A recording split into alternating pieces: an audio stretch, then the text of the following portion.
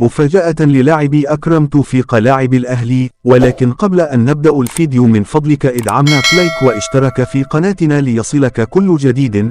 نجح اللاعب أكرم توفيق لاعب النادي الأهلي ومنتخب مصر في أن يستعيد بريقه سريعا بعد الإصابة بالرباط الصليبي التي ابعدته عن الملاعب لمدة 8 شهور، ولكنه عاد أقوى وقدم عروض قوية مع النادي الأهلي، وانتهت بالأداء الرائع مع المنتخب الوطني أمام منتخب بلجيكا في المباراة الودية التي جمعت الفريقين في الكويت، وانتهت بفوز المنتخب المصري بنتيجة 2-1. وبعد انتهاء المباراة قام جميع لاعبي المنتخب البلجيكي بالإشادة بمستوى أكرم توفيق.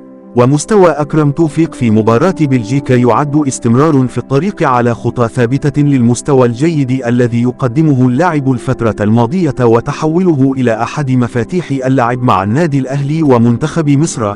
وعلى إثر ذلك انهالت العروض على اللاعب من الأندية الأوروبية والخليجية للانتقال إلى صفوفهم في يناير المقبل.